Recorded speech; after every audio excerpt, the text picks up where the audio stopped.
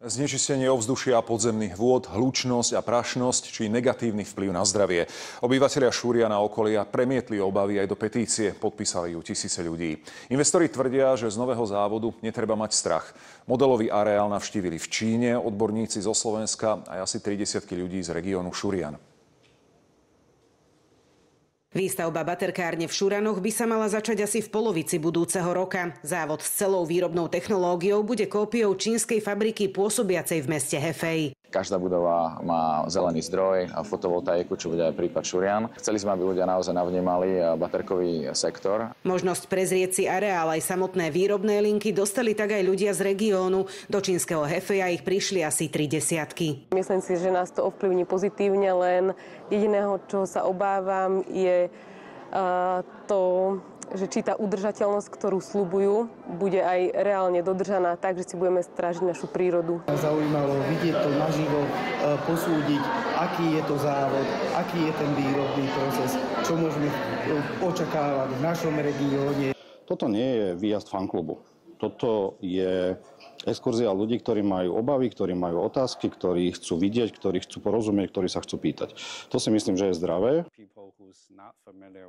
Mnoho ľudí, ktorí nie sú z tohto sektora, keď počujú o baterkách, automaticky si myslia, že sú to staré olovené batérie, ktoré sú veľmi znečisťujúce, avšak lítiové batérie sú vo všetkých smeroch úplne iným konceptom.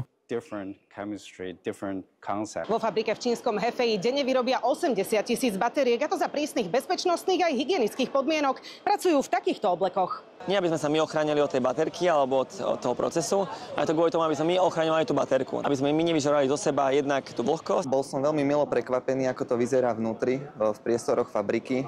Naozaj čistota tam bola. Videl som, ako fungujú tí zamestnanci. Nebola som tu z toho dôvodu, aby ma presvedčili o tých negatívach, a tie pozitíva tu teda vidím. Sama v sebe som si vyvrátila niektoré informácie o ako prebieha ten proces výroby, aké tam je prostredie. Celkovo ma to prekvapilo. Čo sa týka nejakých obáv, ktoré samozrejme boli s ohľadom manipulácie s rôznymi tými surovinami, tie sa mi práve že nepotvrdili. Toto je vysoko automatizovaná výroba, kde je naozaj veľmi dôležité pozerať na čistotu výroby. Očakávať nejaké problémy pre ľudské zdravie nie je úplne reálne. A naopak, toto prinesie príležitosti pre tých domácich. Projekt v Šuranoch sa aktuálne pripravuje na proces posudzovania vplyvov na životné prostredie, ktorý by sa mal začať v decembri. So spustením pilotnej výroby sa ráta o necelé 2 roky. Jana Obrancová, Slovenská televízia.